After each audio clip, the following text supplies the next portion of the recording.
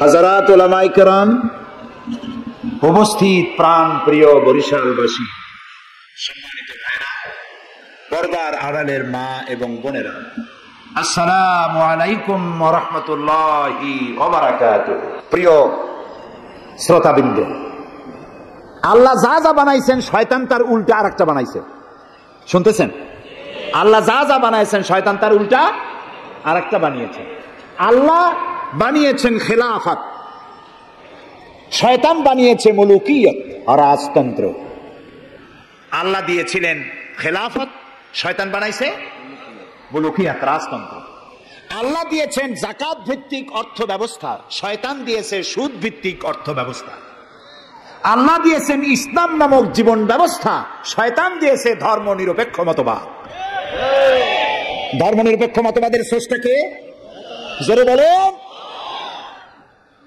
সব সময় শয়তানের কাজই হলো উল্টা কাম করা, আল্লাহ যা করেছে তার উল্টা করা। আল্লাহ তাআলা বললেন উসজুদু লি আদামা, আদমরে বানায়া সবাইকে বললেন আদমরে সেজদা দাও। ফাসাজাদু, সবাই সেজদা করলো। সবাই মানে কারা কোন তো? মাশাআল্লাহ। ইল্লা ইবলিস, মিস্টার ইবলিস সেজদা দিল না। আল্লাহ জিজ্ঞেস করলেন তুমি সেজদা দিলে না কেন?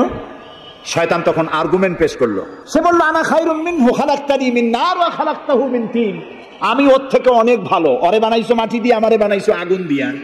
আগুন হলো ঊর্ধ্বমুখী, মাটি হলো নিম্নগতি সম্পন্ন। সুতরাং ঊর্ধ্বমুখী কোনো জিনিসকে নিম্নমুখী জিনিসের কাছে আত্মসমর্পণ করতে বলা, সেজদা দিতে বলা মোস্ট আনসাইন্টিফিক। কত বড় শয়তান! শয়তান জানে না যে আগুনের শক্তি কম, মাটির চাইতে আগুনের শক্তি একেবারেই কম। সব থেকে শক্তি বেশি মাটি। আগুন হচ্ছে সংহারক আর মাটি হচ্ছে উৎপাদনশীল। এই মাটির তলায় আরেকটা জগৎ আছে, পানির তলায় আছে আরেকটা জগৎ। আলহামদুলিল্লাহ রব্বিল আলামিন। এই যে রব্বিল আলামিন বলা হয়, আলম হচ্ছে এক বচন, আলামিন হচ্ছে বহু বচন। আল্লাহ শুধু ইহুকাল আর পরকাল, ইহজগৎ আর পরজগতের মালিক নন, বহুমাত্রিক জগতের মালিক তিনি। সেই জগৎগুলি আমরা চিনি না, অবশ্য সময় হলে আরেক দিন এ ব্যাপারে বলবো ইনশাআল্লাহ। মাটির তলায় কি জগৎ, সাগরের তলায় কি জগৎ ও বোঝে নাই, ও তো শয়তান। ও এরকম বলে বসলো। আল্লাহ তাআলা বললেন ইন্নাকা রাজিম, তুই মরদুদ, আমার হুকুমের অবাধ্য হয়েছিস, বেরিয়ে যা, তোর জীবনের সমস্ত ইবাদত আমি পণ্ড করে দিলাম। শয়তান বলল আল্লাহ তাআলা আমার ইবাদতগুলি আদমের কারণেই পণ্ড হলো, তাই এতদিন কষ্ট করে ইবাদত করলাম, এর বিনিময়ে কিছু দেবে না? আল্লাহ কয় চাইস কি? কয় আমার 3 দফা দাবি। কি কি? 1 নম্বর, যে আদমের কারণে আমার সব শেষ হইল, শয়তান হয়ে গেলাম, এই আদম বাঁচবে কয়দিন? আল্লাহ তাআলা বললেন এরা তো কিয়ামত পর্যন্ত এর সন্তানেরা থাকবে। শয়তান বলল এই আদম সন্তানকে প্রতারণা করার জন্য আমাকেও কিয়ামত পর্যন্ত হায়াত দিতে হবে। আল্লাহ তাআলা বললেন মঞ্জুর। শয়তান বলল আমাকে আমার 2 নম্বর দাবি, যেহেতু আমি মানুষের প্রতারণা দিব, ভাইতে ভাইতে ঝগড়া লাগাবো, স্বামীতে স্ত্রীতে ঝগড়া লাগাইয়া তালাক দেওয়াবো, ভাইতে ভাইতে খুনাখুনি বাধাই দেবো। কিন্তু লোকেরা যদি আমারে দেখতে পায় যে শয়তান এই যে তালাক দেওয়াইয়া এই যে যায়, ছেলে আর বাপে ঝগড়া বাঁধাইয়া ভাইতে ভাইতে খুনাখুনি করাইয়া এই যে শয়তান যায়, তাহলে তো আমার ঠ্যাং আস্ত থাকবে না, আমার তো মেরে ফেলাবে। সুতরাং আমাকে আন্ডারগ্রাউন্ড ওয়ার্ক করতে দিতে হবে, আমি শয়তানি করবো কেউ, কিন্তু আমার কেউ দেখবে না। আল্লাহ কয় মঞ্জুর। শয়তান কয় লাস্টলি এন্ড ফাইনালি 3 নম্বরের দাবি, আমি করব সারা জীবন তোমার বিরোধিতা। আর মজার ব্যাপার, রিজিকের মালিক তুমি যদি আমারে আর আমার অনুসারীদেরকে খাবার না দাও তা আমি তো ওয়ার্কার পাবো না, এই জন্য আমারে খাইতে দেওয়া লাগবে, আমার ওয়ার্কারদেরকে খাইতে দিতে হবে। আল্লাহ বললেন মঞ্জুর। শয়তান বলল হায় আল্লাহ তাআলা, এবার তোমার জাহান্নামের সংখ্যা বাড়াইতে পারো, আমি তোমার সমস্ত বান্দাগুলি সব জাহান্নামকে ভর্তি করে দেবো। এই কোরআন শরীফ আছে। আল্লাহ তাআলা ফেরেশতাদের বললেন, ফেরেশতারা শুনছো শয়তানি কইল কি? আল্লাহ রাব্বুল আলামিন বলেন আমার ফেরেশতারা, আমার আদম সন্তানের, আমার বান্দারা যদি একটি শয়তানের প্রতারণায় পড়ে, একটি যদি গুনার কাজ করার নিয়ত করে, কাজটা করে নাই, শুধু নিয়ত করেছে, ইচ্ছা করেছে, আমলনামায় কোনো গুনাহ লিখবে না। গুনাহটা যখন করে ফেলবে, একটি গুনার বদলে শুধু একটাই গুনাহ লিখবে। আর যদি আমার বান্দা যদি একটি পুণ্য কাজের নেক কাজ করার নিয়ত করে, কাজটা করে নাই, শুধু নিয়তের জন্য একটা নেকি লিখে দিবা। নেকির কাজটি যখন সম্পাদন করবে তখন একের উপরে 10টা গ্রেস মার্ক লাগাইয়া দিবা। সুবহানাল্লাহ। আমি এইভাবে করে আমার বান্দাদেরকে মাফ করে দেব। সুবহানাল্লাহ। শয়তান মানুষকে ওয়াসওয়াসা দেয়, আর আল্লাহ যা বানায় তার উল্টা বানায়। আল্লাহ বানাইলো যাকাত, শয়তান বানাইলো কি? কন্তবুদ্ধি করে সুদ। সুদে আর যাকাতে পার্থক্য কি? সুদ হচ্ছে ধনীদের গরিবদের কাছ থেকে নাও, ধনীদের দাও, আর যাকাত হচ্ছে ধনীদের কাছ থেকে নাও, সব গরিবদেরকে বন্টন করে দাও। সুবহানাল্লাহ। এর নাম যাকাত। আর এই কাজটি করার দায়িত্ব আল্লাহ দিলেন সরকারকে।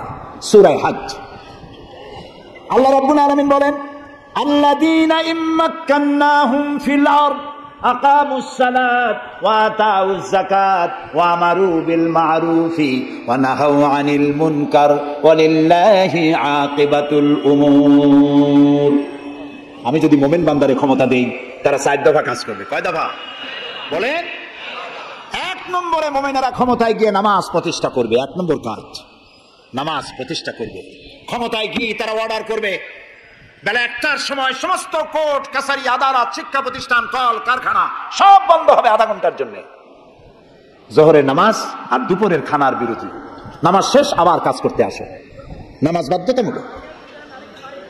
নামাজ যদি বাধ্যতামূলক হয় তাহলে তার সুফল কি?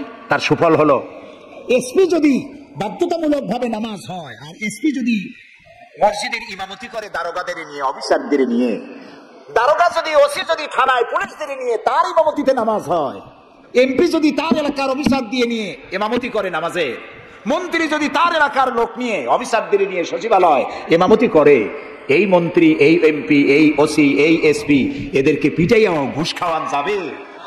যাবে না। যে বিশ্ববিদ্যালয়ের ভাইস চ্যান্সেলর নামাজ বাধ্যতামূলক হওয়ার কারণে মসজিদের ইমামতি করবেন, শিক্ষক, শিক্ষয়িত্রী, ছাত্র, ছাত্রী 5 ওয়াক্ত নামাজ যে বিশ্ববিদ্যালয় জামাতে আদায় করবে, ওরা কি মাস্তান, গুন্ডা, সাদাবাজ হবে?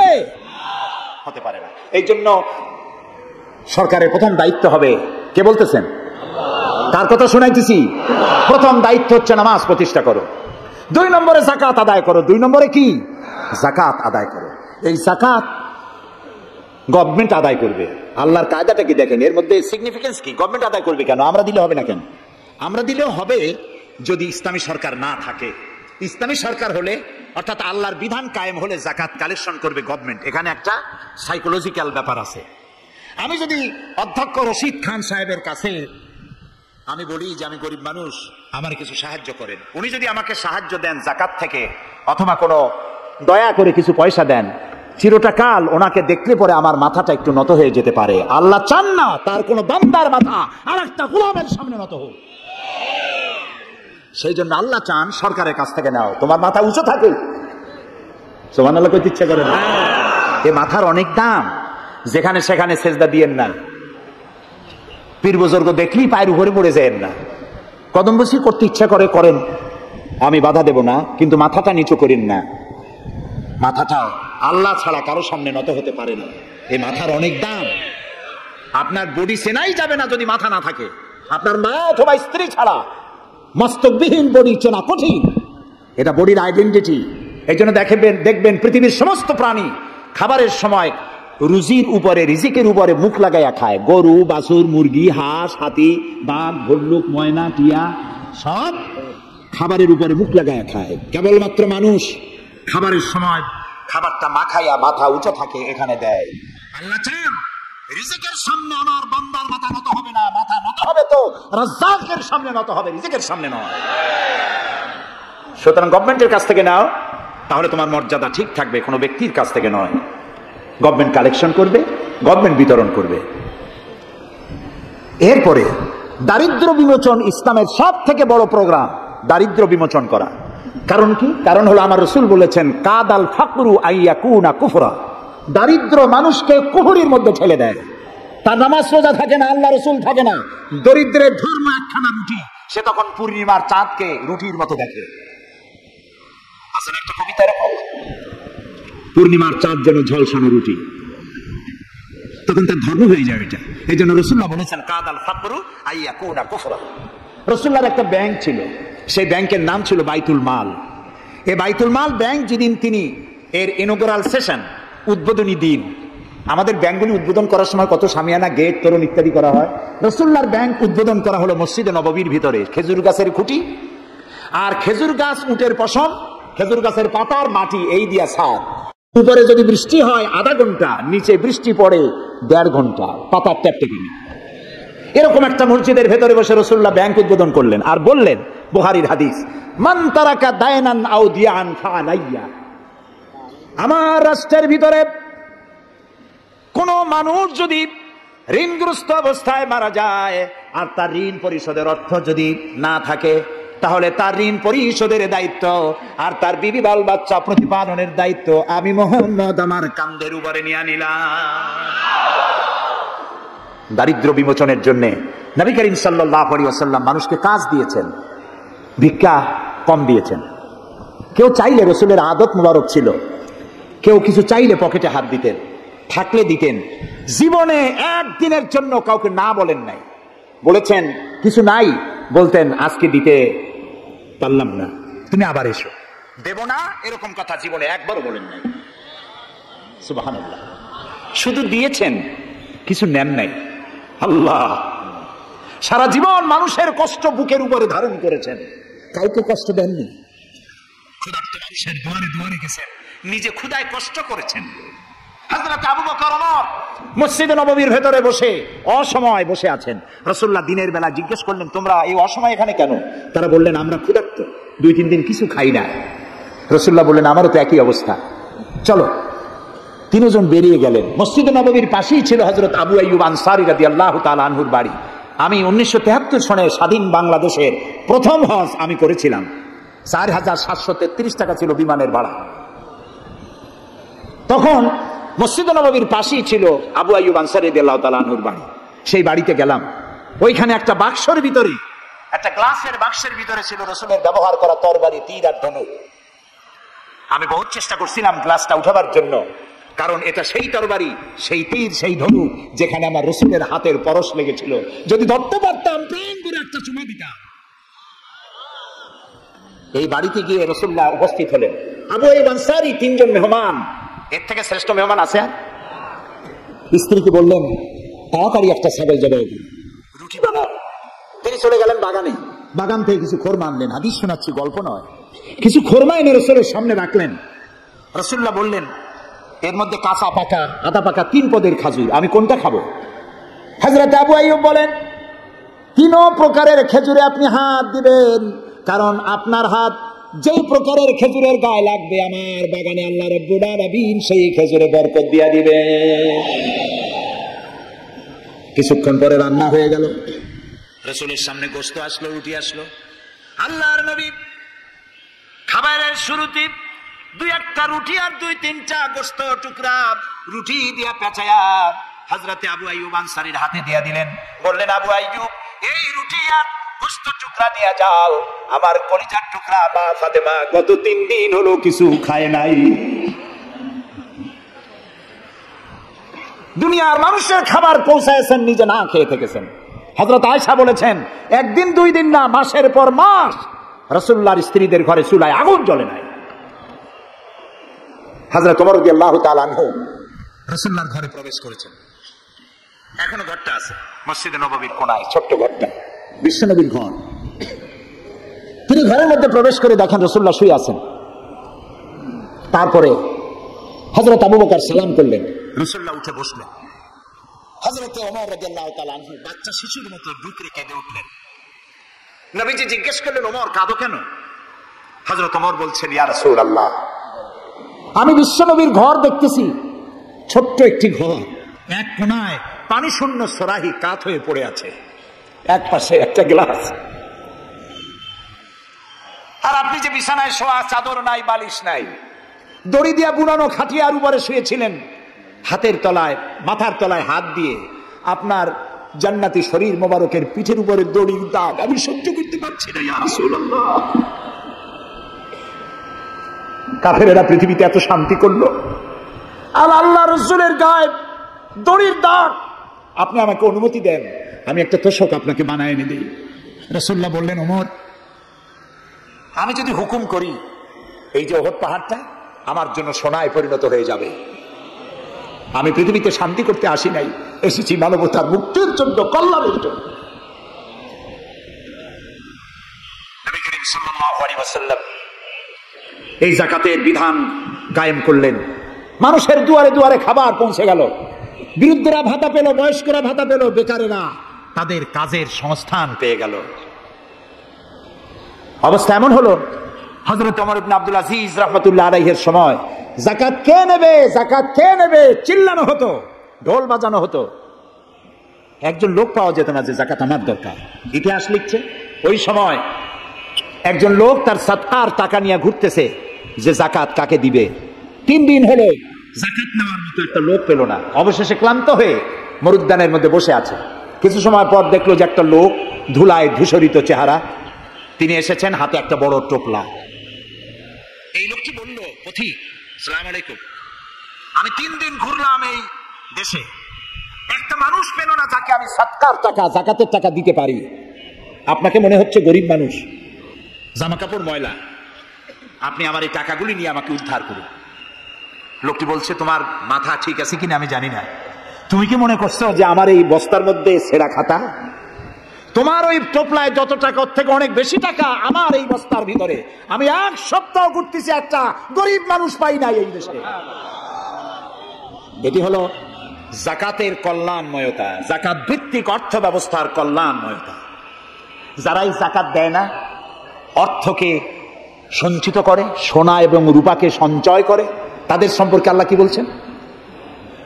والذين يكنزون الذهب والفضة ولا ينفقونها في سبيل الله فبشرهم بعذاب أليم। যারা নাকি রৌপ্য এবং স্বর্ণ সঞ্চয় করে, আমার রাস্তায় খরচ করে না, মানে গরিবদের দেয় না, সঞ্চিত করে রাখে, তাদের জন্য কঠিন পীড়াদায়ক শাস্তির সুসংবাদ দাও। প্রশ্ন উঠতে পারে, শাস্তির কি সুসংবাদ হয়?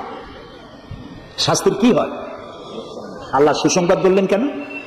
এটা বোঝাবার জন্য ছোট্ট একটি দৃষ্টান্ত যথেষ্ট। মা যদি ছেলেকে কন্ট্রোল করতে না পারে, দারুণ দুষ্ট, মা তখন বলে, দাঁড়া, তোর বাপ আসুক, আমি তারে নালিশ করবো, এমন পিট্টি দেবে, তখন মজা টের পাবি। পিটাইলে কি মজা লাগে? তাহলে মজা বললো কেন? শাস্তির তীব্রতা বোঝাবার জন্য মজা শব্দ ব্যবহার করা হয়। এটা কোরআনে কারিমের বাগধারা। আল্লাহ তাআলা বলছেন, তীব্র শাস্তির সুসংবাদ দাও। স্বর্ণ আর রৌপ্য জমা করে রেখেছো, যাকাত দাওনি। বহু মহিলার অসংখ্য সোনার রূপা আছে, যাকাত দেন না। কবে কালে ভদ্র একটা বিয়ে আসবে, সেই বিবাহে সজ্জিত হয়ে যাবেন, সারা বছরে যাকাত দিলেন না, এতগুলি সোনা আটকায় রাখলেন কেন? আল্লাহ চান না টাকা পয়সা পুঞ্জীভূত হয়ে থাকুক। কোরআন শুধু নামাজ রোজা নয়, দেখুন না আল্লাহ কি বলছেন। আল্লাহ বলছেন, কায়লা ইয়াকুনা দুলাতাম বাইনাল আগনিয়াই মিনকুম। আল্লাহ বলছেন, তোমাদের কিছু সংখ্যক ধনীদের মধ্যে তোমাদের সম্পদগুলি পুঞ্জীভূত হয়ে যাক, এটা আমি চাই না। এটা যাকাত, ফিতরা, সাদকা, এককালীন দানের মাধ্যমে গোটা জাতির মধ্যে পৌঁছে যাক, তাহলে মানুষের উপকার হবে।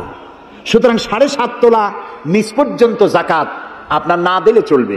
যখন 7.5 তোলা হবে তখনই যাকাত শুরু হবে। যত বেশি হয় গোড়া থেকে শুরু করে সবটা দিতে হবে। 52 তোলা রূপা হলে যাকাত দিতে হবে। এই যাকাতের টাকা না দিয়ে যারা জমা করে রাখেন, শাস্তিটা কি হবে শোনেন। আল্লাহ শাস্তির ধরনও বলছে, ইয়াউমা ইউহমা আলাইহা ফি নারি জাহান্নাম ফাতুকওয়া বিহা জিবাহুম ওয়া জুনুবুহুম ওয়া যুহুরুহুম হাযা মা কানাজতুম লিআনফুসিকুম ফাযুকু মা কুনতুম তাকনিজুন। এমন একদিন আসবে যখন এই স্বর্ণ আর রৌপ্যকে জাহান্নামের আগুন দিয়ে জ্বালায়া সিল বানানো হবে, আর এই সিলগুলি তোমার কপালে, তোমার পার্শ্বদেশে, তোমার পৃষ্ঠদেশে সিল মারা হবে জাহান্নামের আগুন দিয়ে, আর বলা হবে, হাযা মা কানাজতুম লিআনফুসিকুম, এই হলো তোমার সেই সব সঞ্চিত সম্পদ যা তুমি সঞ্চয় করে রেখেছিল, আল্লাহর রাস্তায় খরচ করো নাই। রাসূলের কাছে প্রশ্ন হয়েছে, ওয়ায়াসআলুনাকা মাযা ইউনফিকুন, হে রাসূল, আপনাকে প্রশ্ন করা হয় যে কি খরচ করব। আল্লাহ তাআলা বলছেন কুলিল আফওয়া, বলুন প্রয়োজনের অতিরিক্ত জিনিস আল্লাহর রাস্তায় খরচ করে দাও। আমরা প্রয়োজনের অতিরিক্তটা ব্যাংকে জমা রাখি, আল্লাহ বলেন খরচ করো, যত খরচ করবে আল্লাহ তত বাড়াই দিবেন। দেখেন না আল্লাহ বাড়ায় কেমনে? আল্লাহরে বিশ্বাস করেন যে আল্লাহ যে বাড়াইতে পারেন, এটাকে বিশ্বাস করেন? এটি তো ইমানের প্রশ্ন। কেউ যদি জবাব দিতে ব্যর্থ হন তাহলে তো কুলক্ষণ। আল্লাহ কি সম্পদ কমানো আর বাড়ানোর মালিক কে? ইয়ামহাকুহুল্লাহুর রিবা ওয়া ইউরবিস সাদাকাত। আল্লাহ তাআলা বলছেন আমি সুদকে ধ্বংস করি আর সাদকাকে বৃদ্ধি করি। হালালে বরকত হয়, হারামে বরকত হয় না। আজ গোটা পৃথিবীতে, শুধু বাংলাদেশে নয়, গোটা বিশ্বে ওয়ার্ল্ড ব্যাংকের দৃষ্টিতে ইসলামী ব্যাংক পৃথিবীতে সব থেকে সফল ব্যাংক। তাও আলহামদুলিল্লাহ কব না। কেন? কারণ হালালে বরকত হয়, হারামে বরকত হবে না। আচ্ছা, কুত্তায় বাচ্চা দেয় কটা কন্ত? ওর তো ফ্যামিলি প্ল্যানিং নাই, জনমের মতো হয়। এই কুত্তাগুলি যদি সব বাঁচত তাহলে বরিশাল দিয়ে হাঁটতে পারতেন? কুত্তার জ্বালায় হাঁটতেই পারতেন না। গরুতে, গাবিতে বাছুর দেয় কয়টা বছরে? একটা, মাত্র একটা। আর মুসলমানেরা গরু যা জন্মের খাওয়া খায়, তারপরেও কুত্তা বেশি না গরু বেশি? এই কারণে, যেহেতু গরু হালাল তাই গরুতে বরকত, কুত্তা হারাম তাই বরকত নাই। ইসলামী ব্যাংক শুধু ব্যাংকিং সেক্টরেই কাজ করে না, জাতির কল্যাণমূলক বহু সংখ্যক কাজ তারা করে থাকে।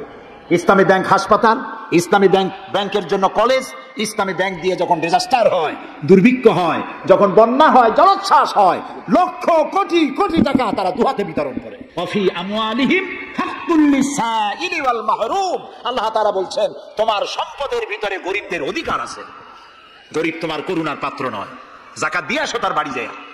তবে শাড়ি আর লুঙ্গি দেওয়া কোনো অর্থবহ কাজ নয়। কি দিবেন? রাসূলুল্লাহর কাছ থেকে শিখুন। ওই যে একজন আসলো, ভিক্ষা চাইলো, বললো তোমার কি কিছু নাই? বললো আছে। কি আছে? কত? মাশাআল্লাহ, জানি সবাই, কিন্তু আমল করি না। দুনিয়ায় যত ভালো কথা সব বলা হয়ে গেছে, বাকি আছে শুধু পালন করা। রাসূলুল্লাহ তাকে বললেন কম্বল আনো। বিক্রি করে কিনলেন কি? কুড়াল।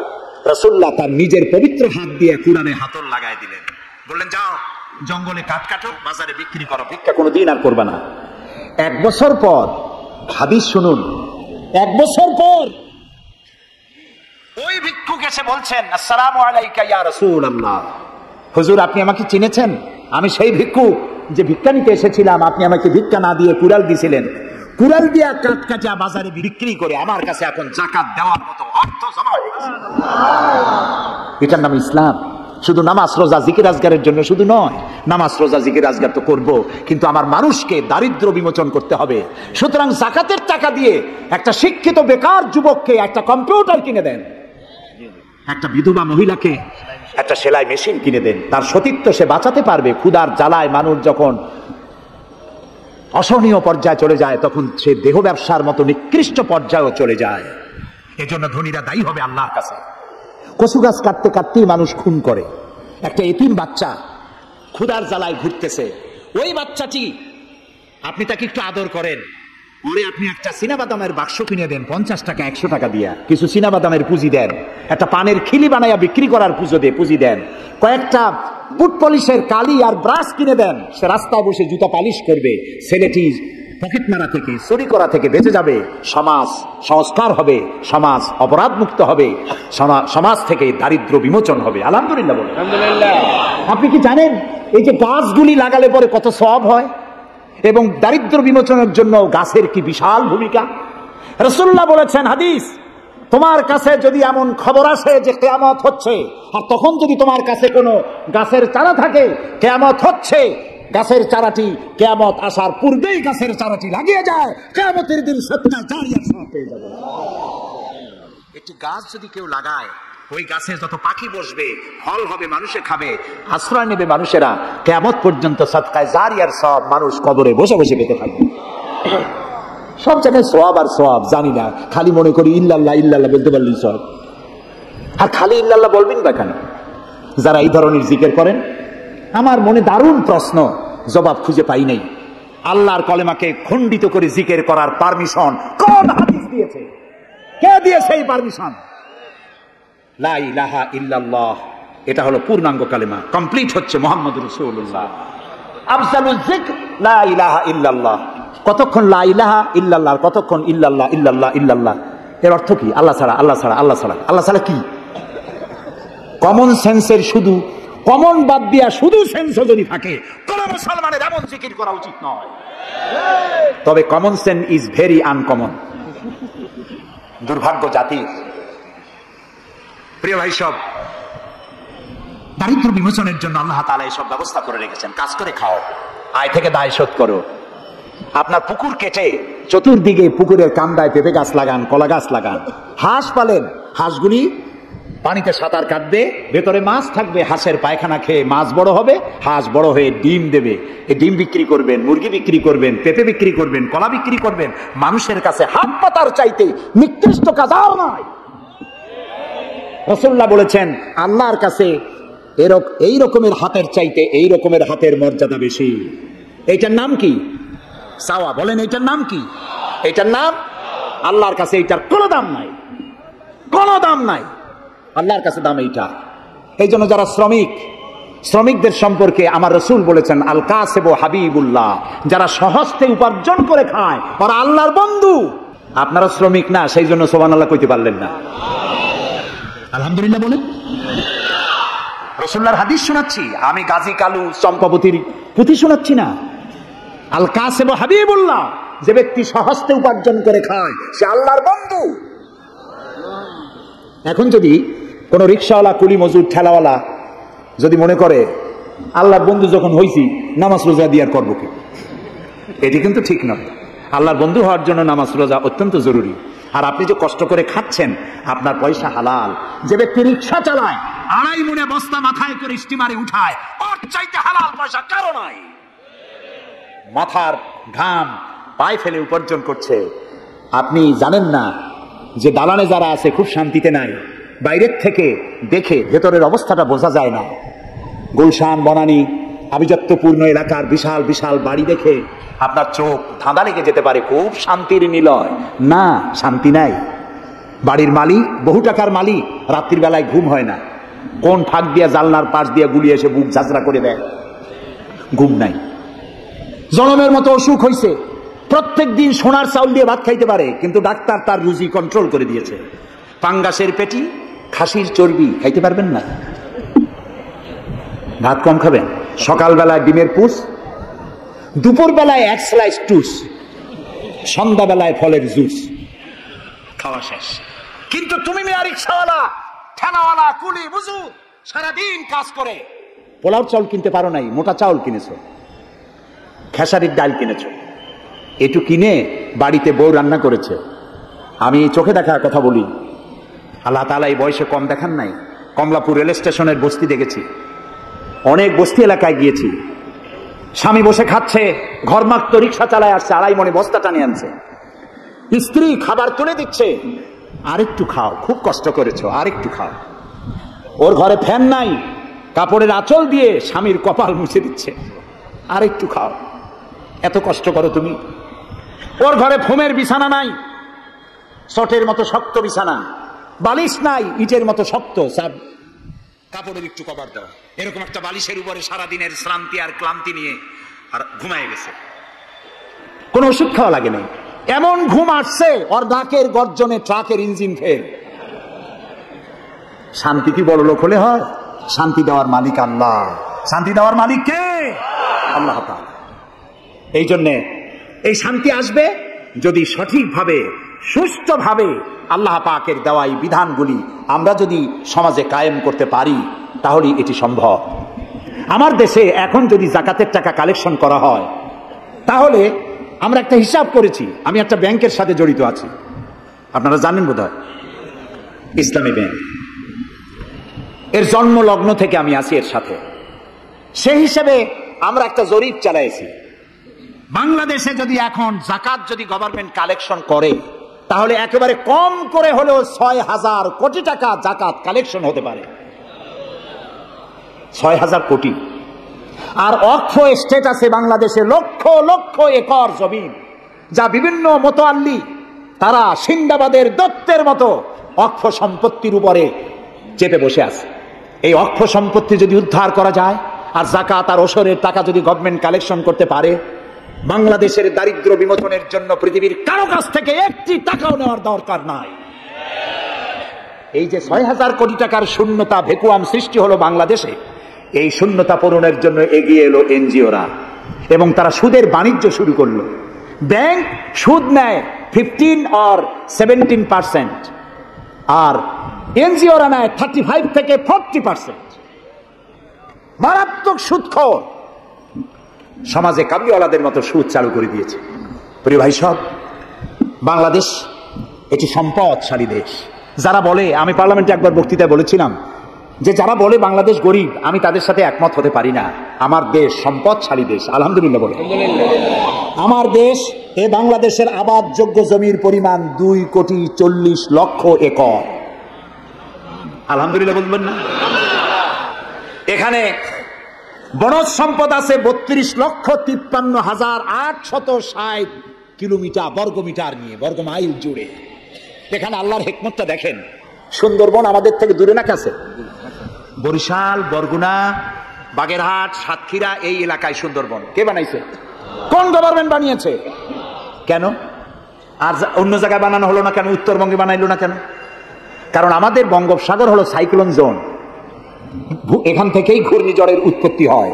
সাইক্লোন জোন 240, 80, 300 অথবা সহস্র মাইল স্পিডে বা 500 মাইল স্পিডে ঝোড়ো হওয়া প্রবাহিত হওয়ার জন্য ঘূর্ণিঝড় প্রস্তুতি দেয়। আবহাওয়া বার্তা দিয়ে তা শোনানো হয়। উপকূলীয় এলাকায় যদি আল্লাহ তাআলা সুন্দরবন তৈরি না করতেন, তাহলে সমুদ্রের ঘূর্ণিঝড়ের প্রথম ধাক্কায় কুয়াকাটা, পটুয়াখালী, বরগুনা, সাতক্ষীরা, পিরোজপুর, বাগেরহাট, বরিশাল প্রথম ধাক্কায় উড়ে চলে যেত। আল্লাহ তাআলা কি দয়া, সুন্দরবন বানাই দিয়ে প্রোটেক্টেড করেছেন। তাও আমরা সুবহানাল্লাহ বলবো না। এই সুন্দরবন রক্ষার জন্য গভর্নমেন্ট পাহারাদার লাগিয়েছে, কিন্তু পাহারাদারেরা নিজেরাই রক্ষকরা হয়েছে ভক্ষক, জন্মের খাওয়া খাইতেছে। আল্লাহ দেখলেন যে এরা তো এই ধরনের মানুষ খুব বেকায়দা, সেই জন্য আল্লাহ তাআলা নিজেও কিছু পাহারার ব্যবস্থা করলেন। সেই পাহারাদার কে? Royal Bengal tiger. যদি সামনে পড়েন 10 কোটি টাকা ঘুষ দেবেন, এ কথা শুনলেও আপনারে ছাড়বে না, যাতে বংশানুক্রমে পৃথিবীর মানুষ, দেশের মানুষ এগুলি ভোগ দখল করতে পারে। আল্লাহ সেই জন্য পাহারাদার রেখে দিয়েছেন। সুবহানাল্লাহ। আমার দেশে রয়েছে পানি সম্পদ। বাংলাদেশে ছোট বড় 250টি নদ নদী আছে, যেগুলির দৈর্ঘ্য 3,200 বর্গ মাইল। আছে পানি সম্পদ, আছে পশু সম্পদ, আছে মৎস্য সম্পদ, সর্বোপরি আছে এই বাংলাদেশের 14 কোটি মানুষের 28 কোটি হাত। এই হাতগুলি যদি ভিক্ষুকের হাত না হয়ে কর্মীর হাত হয়ে যায়, তাহলে আমাদের দেশ গরিব থাকতে পারে না। আমার দেশের সম্পদের অভাব নাই, যথেষ্ট সম্পদ আছে, শুধুমাত্র ইকুয়াল ডিস্ট্রিবিউশন নাই। সৎ এবং যোগ্য নেতৃত্বের অভাবে এই চরম দুরবস্থার সৃষ্টি হয়েছে। আরো হয়েছে রাজনৈতিক প্রতিহিংসার কারণে। তা না হলে আমরা পৃথিবীর মধ্যে দাঁড়ায় যেতাম। যুদ্ধ বিধ্বস্ত জাপান কোথা থেকে কোথায় গেল? উত্তর কোরিয়া আমেরিকাকে চ্যালেঞ্জ করছে। থাইল্যান্ড, যারা নারী ব্যবসা করে জীবন বাঁচাইতো, সেই থাইল্যান্ড এখন, আমি মেলবোর্ন ইউনিভার্সিটিতে আমার প্রোগ্রাম ছিল, যাওয়ার সময় ব্যাংকক হয়ে গেলাম। একটি হোটেলে আমার থাকার জায়গা ছিল। 30 কিলোমিটার লম্বা ফ্লাইওভার ব্যাংককে।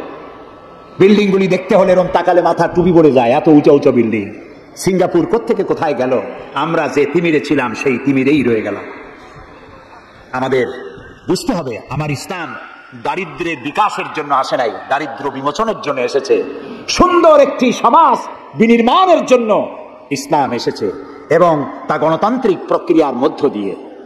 নবী করিম সাল্লাল্লাহু আলাইহি ওয়াসাল্লাম যদি বলতেন ইন্তেকালের সময় যে আমার মেয়ে নেতৃত্ব দিবে, আমার নাতি নেতৃত্ব দিবে, বলেন কার বাবার হিম্মত ছিল এটার প্রতিবাদ করার? তিনি কি তা করেছেন? না। ইন্তেকালের সময় জিজ্ঞাসিত হয়ে তিনি বললেন, আমার পরে তোমাদের মধ্যে যিনি বেশি যোগ্য, খোদাভীরু, আল্লাহকে ভয় করে, তেমন লোককে তোমরা নেতা নির্বাচিত করো। আবু বকর রাদিয়াল্লাহু তাআলা তাই বলেছেন, ওমর, ওসমান, আলী তাই বলেছেন। সুবহানাল্লাহ বলেন। ওয়া আমরুহুম শুরা বাইনাহুম, এটি হলো গণতন্ত্র। তোমরা তোমাদের পরামর্শ ভিত্তিতে তোমাদের রাষ্ট্র সমাজ পরিচালনা করো। সুবহানাল্লাহ বলেন। কে বলে কোরআন শুধুমাত্র একটি ধর্মগ্রন্থ, বেদ আর বাইবেলের মতো? নিশ্চয়ই নয়। কোরআন একটি পূর্ণাঙ্গ জীবন বিধান, যা মানুষের জীবনের কথা বলে। এই মাসটার নাম কি? আরবি মাসের নাম কি? মুহররম। এটি সেই মাস যে মাসে খেলাফতকে প্রতিষ্ঠার জন্য রাসূলের কলিজার টুকরা নয়নের পুতুল ইমাম হোসাইন কারবালার ময়দানে শাহাদাত বরণ করেছিলেন, রাজতন্ত্রের বিরোধিতা করেছিলেন। হযরত ইমাম হোসাইন তিনি দেখতে পেলেন 680 খ্রিস্টাব্দে সিরিয়ার দামেস্কে এজিদ ক্ষমতা দখল করলো অগণতান্ত্রিক পদ্ধতিতে, এবং সরকারি মালের কোনো হিসাব নাই, অডিট নাই, স্বৈরাচারী কায়দায় তিনি ক্ষমতা দখল করে মদিনার আহলে বায়াত যারা মদিনার নেতৃবৃন্দকে তার আনুগত্য করার জন্য বাধ্য করল। ইমাম হোসাইন যে মায়ের পেটে এসেছেন, যে পিতার পেটে জন্মে এসেছেন, যে নানার কোলে বড় হয়েছেন, তিনি কি এই দৃশ্য চোখে দেখতে পারেন? তিনি বললেন আমি কুফায় যাব। কুফার লোকেরা দাওয়াত দিল, তিনি কুফায় রওনা করবেন। মদিনার লোকেরা হাতে পায়ে ধরলো, কুফায় আপনি যাবেন না। তিনি বললেন আমি কোন ক্রমে এজিদের বশ্যতা স্বীকার করব না, আমি এর বিরোধিতা করবই। মাত্র 72 জন লোক নিয়ে তিনি কুফার দিকে অগ্রসর হলেন। এই 72 জনের মধ্যে 40 জন পুরুষ আর 32 জন নারী আর শিশু। তিনি যখন কারবালা প্রান্তরে পৌঁছে গেছেন, ইবনে জিয়াদ কুফার গভর্নর, তিনি বাধা দিলেন, বললেন আমার দরবারে হোসাইনকে হাজির করো। ইমাম হোসাইন বললেন যে ব্যক্তি আল্লাহর আখিরাতকে অস্বীকার করেছে, রাসূলকে অস্বীকার করেছে, আমি তার সামনে জীবন থাকতে যাব না। রাতারাতি ইয়াজিদ 6000 সৈন্য পাঠিয়ে দিল। ইমাম হোসাইনের সাথে লোক কত? মাত্র 72। 6000 লোক কি যুদ্ধ করা লাগে 72-এর সাথে? শুধু যদি মার্চ করে পায়ের তলায় পিছে 72 জন শেষ হয়ে যায়। হযরত ইমাম হোসাইন রাতের বেলায় সঙ্গীদেরা বললেন, আমার সঙ্গীরা ইয়াজিদ আমার শির চায়, আমাকে চায়, আমার সঙ্গে থেকে তোমরা তোমাদের জীবনকে বিপন্ন করো না, তোমরা সবাই ফিরে চলে যাও মদিনায়। সাথীরা বললেন, ইমাম আজকে যদি আপনাকে ছেড়ে জীবনের মায়া নিয়ে মদিনায় ফিরে যাই, আর আপনার যদি শাহাদাত নসিব হয়, তাহলে কিয়ামতের দিন আল্লাহর নবীর সামনে আমরা কি জবাব দেব? আমরা আমাদের জীবন দিয়ে আপনাকে পাহারা দেব। সকালবেলা যুদ্ধ শুরু হয়ে গেল।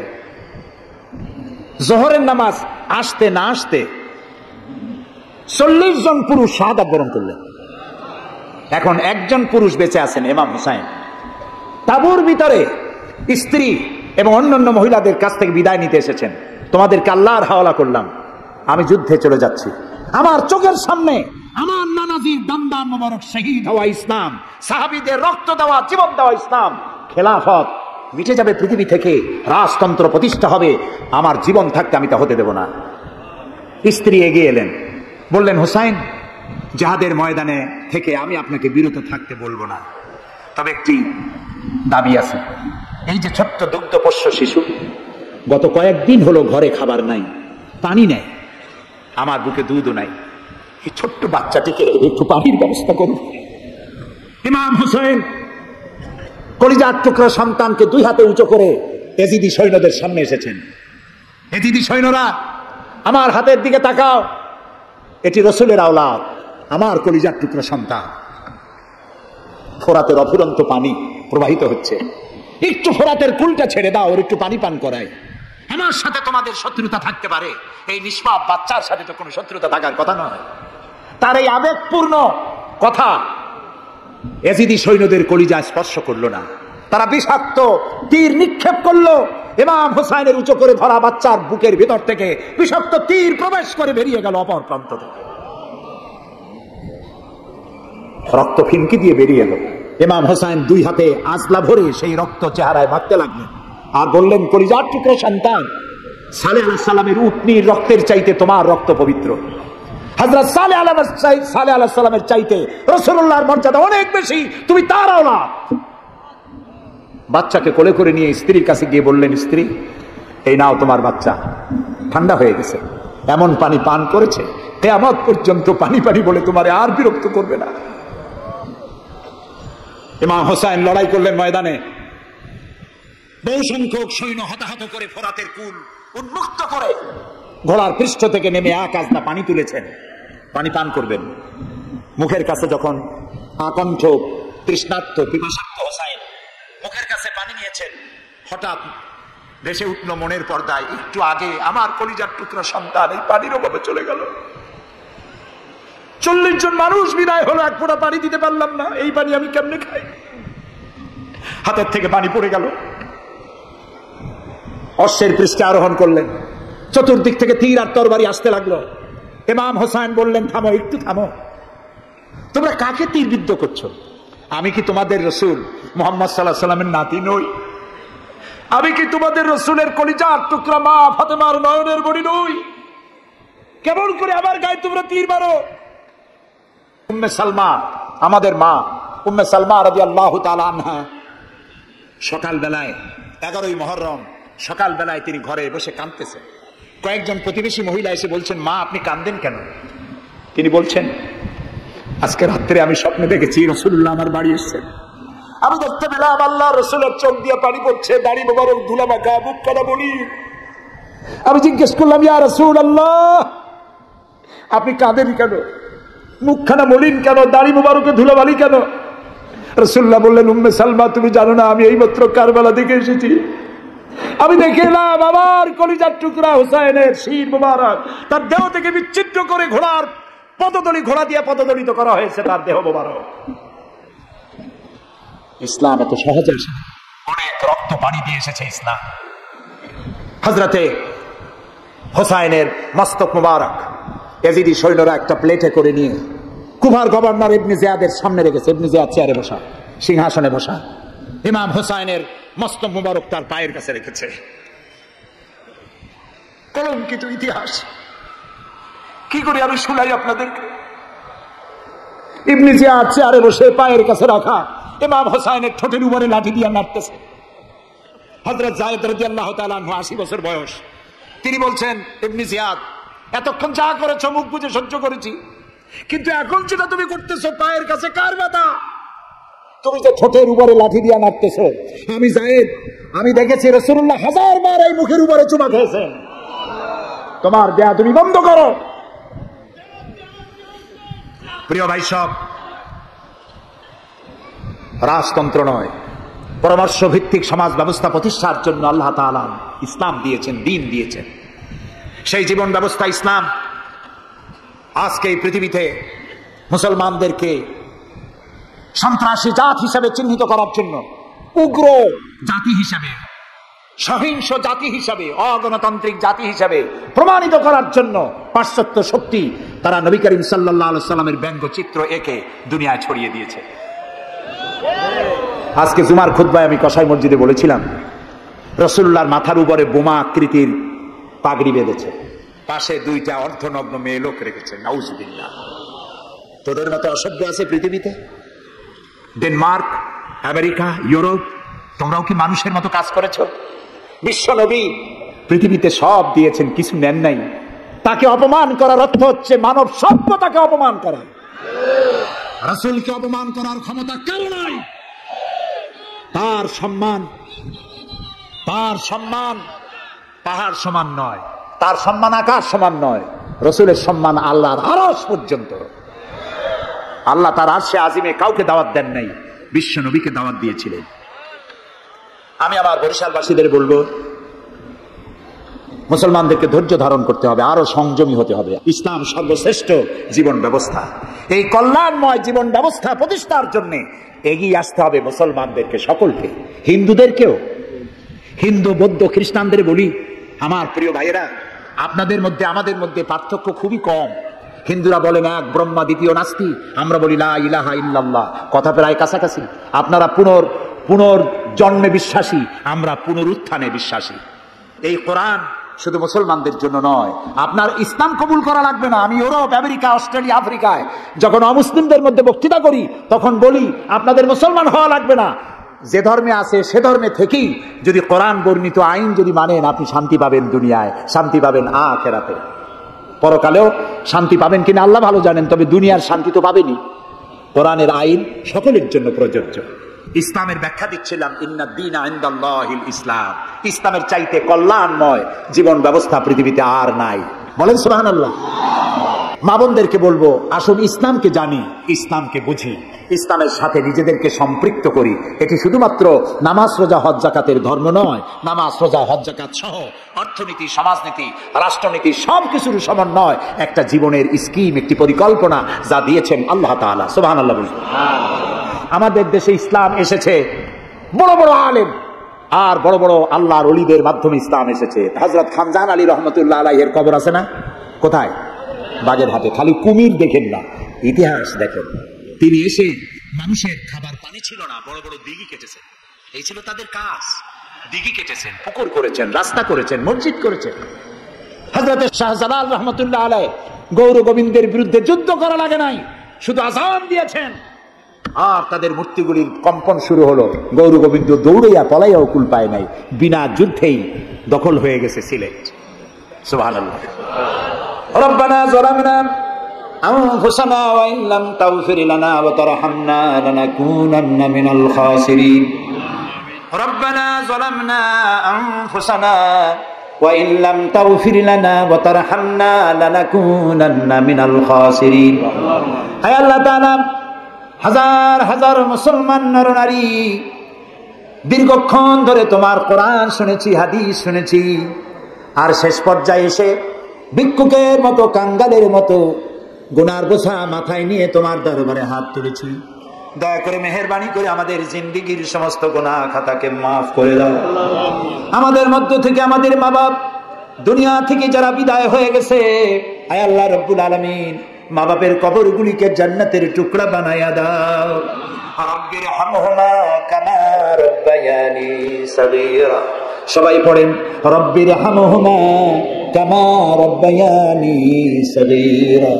হে আল্লাহ রব্বুল আলামিন, জনম দুঃখিনী গর্ভধারিণী মা, যিনি না খেয়ে আমাদের মুখে, ক্রন্দন মুখে চুমা দিয়া, শত চুমা দিয়া হাসি ফুটাইছেন, না খেয়ে আমাদেরকে খাওয়াইছেন, আমরা না ঘুমানো পর্যন্ত ঘুমান নাই, এত কষ্ট করেছেন যেই মা, আল্লাহ কবরটাকে বেহেশত বানাইয়া দাও।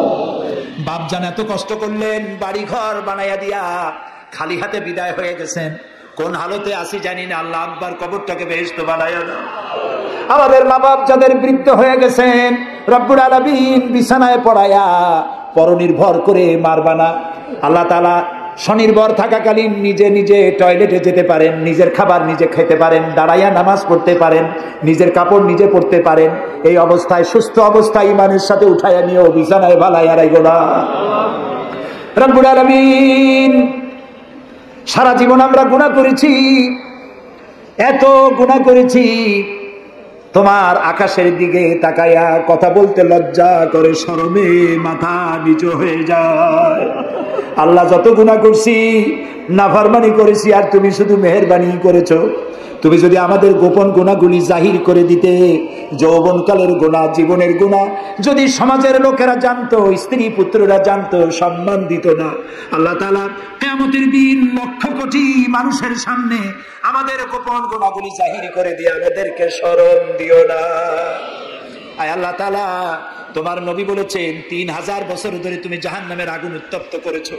আল্লাহ তাআলা চৈত্র মাসের দ্বিপ্রহরের রোদ সহ্য হয় না। আল্লাহ তাআলা জাহান্নামের আগুন আমরা সইতে পারবো না। জাহান্নামের আগুন আমাদের জন্য আল্লাহ তুমি হারাম বানায়া দাও। আল্লাহুম্মা আজিরনা মিনান নার। সবাই পড়েন, আল্লাহুম্মা আজিরনা মিনান নার, আল্লাহুম্মা আজিরনা মিনান নার। আল্লাহ তাআলা, তামাম পৃথিবীতে মুসলমানেরা আজ বড় বিপদে। মুসলমানদের কেউ দেখার নাই। ইরাকের আল গরিব কয়েদখানার ভিতরে মুসলমানদেরকে উলঙ্গ করে তাদের মুখের উপরে কাফেররা পেশাব করেছে। গুয়ান্তানামে কারাগারের ভিতরে মুসলমানদের বান্দা তাদের সামনে কোরআন শরীফের উপরে পেশাব করেছে। রাসূলুল্লাহর মাথায় বোমা উঠিয়ে দিয়েছে। নগ্ন নারী তার পাশে বসে ছবি উঠাইছে। বাবু, আমাদের কলজা চলে যায় বাবু। আল্লাহ নর পশুদের হেদায়েত দাও। আল্লাহ পরাশক্তির নামধারী তথাকথিত সভ্যতাকে আল্লাহ তুমি হেদায়েত দিয়ে দাও। ওদের নসিবে যদি হেদায়েত না থাকে, তুমি তো আমাদের সেই আল্লাহ যে আল্লাহ নমরুদকে জুতা পেটা করে বিদায় করেছো। তুমি তো সেই আল্লাহ যে ফেরাউনকে চুবাইয়া মারছো। আল্লাহ এই সভ্যতার দাবিদারগুলি যারা আমার রসুলকে অপমান করতেছে, মুসলমানদেরকে অপমান করছে, কোরআনকে অপমান করছে, ফেরাউনের মতো নবরুদের মতো জুতা মেরে ডুবাইয়া ধ্বংস করে গজব দিয়া বিদায় করে দাও আল্লাহ। আমাদের এই শান্তিপূর্ণ দেশে যারা বোমা মারে, সন্ত্রাসী হামলা করে, ওদেরকে আমরা চিনি না, তুমি ভালো করে জানো ওরা কারা। আল্লাহ ওদেরকে হেদায়েত করো, ওদেরকে তুমি ধরাইয়া দাও। ওদেরকে কারা টাকা দেয়, কারা বুদ্ধি দেয়, কারা পরিচালিত করে, তাদের চেহারা জনগণের সামনে উন্মোচিত করে দাও, তাদেরকে জনগণের সামনে ন্যাংটা করে দাও আল্লাহ তাআলা। আমাদের এই সুন্দর দেশটির উপরে তুমি রহমত করো আল্লাহ।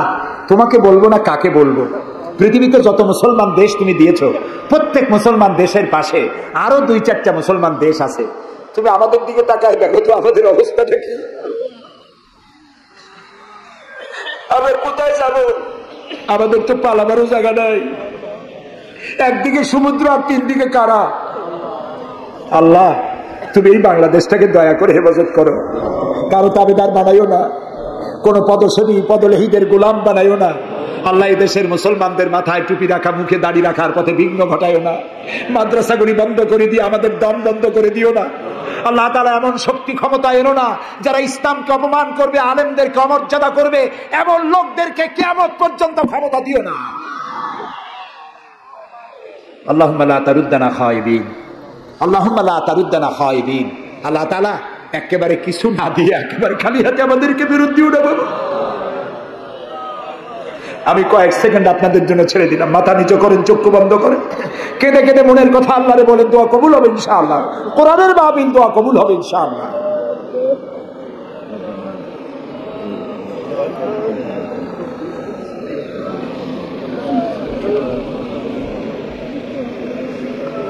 আয় আল্লাহ, তুমি নিশ্চয়ই শুনতে পাচ্ছ আমরা কি বলছি, তুমি নিশ্চয়ই দেখতে পাচ্ছ আমরা কোথায় বসা আছি। আল্লাহ তাআলা তুমি তাকিয়ে দেখো, তোমার অনেক বান্দীরা তারা বহু কষ্ট করে এসছেন। আল্লাহ তোমার বান্দীদের আরজি পুরা করো, মহিলাদের মা বোনদের ব্যাধি মাফ করো, যার সন্তান নাই নিঃসন্তানীকে সন্তান দাও, যাদের ছেলে মেয়ে বড় হয়েছে বিয়ে দিতে পারে না বিয়ের ব্যবস্থা করে দাও, রুজি রুটিতে যাদের অভাব অনটন আল্লাহ তাদের ব্যবস্থা করে দাও। আল্লাহ তাআলা আমাদের দেশে যারা নৈরাজ্য সৃষ্টি করতে চায়, অস্থির করতে চায় দেশটাকে, আল্লাহ তাদের হাত থেকে দেশটাকে রক্ষা করো। এই বরিশালের উপরে রহমত নাজিল করো, এখানে যারা ব্যবসা বাণিজ্য করে হালাল ভাবে ব্যবসায় বরকত দাও। এদেশে হিন্দু মুসলমান খ্রিস্টান বৌদ্ধ সাম্প্রদায়িক সম্প্রীতি নিয়ে বসবাস করার তৌফিক দান করে দাও। আলেম ওলামা পীর বুজুর্গদের মধ্যে মহব্বত কায়েম করে দাও। যারা আলেম ওলামাদের মধ্যে বিদ্বেষ সৃষ্টি ছড়ায়, যারা ইসলামী আন্দোলনের বিরুদ্ধে ফতোয়া দিয়া আল্লাহ তাআলা যারা বিঘ্ন ঘটাতে চায়, আল্লাহ দয়া করে তাদেরকে হেদায়েত করো। অনেকে দোয়া চাইছেন, যিনি যেভাবে দোয়া চাইছেন তুমি জানো, তার দোয়া পূরণ করো। আল্লাহ তাআলা এই মাহফিলে জনগণকে সাহায্য করার তৌফিক দাও। আল ফারুক সোসাইটিকে কিয়ামত পর্যন্ত কবুল করে নাও। ربنا تقبل منا إنك أنت السميع العليم وتب علينا إنك أنت التواب الرحيم سبحان ربك رب العزة عما يصفون وسلام على المرسلين والحمد لله رب العالمين واجعل آخر كلامنا عند الموت لا إله إلا الله محمد رسول الله. السلام عليكم ورحمة الله.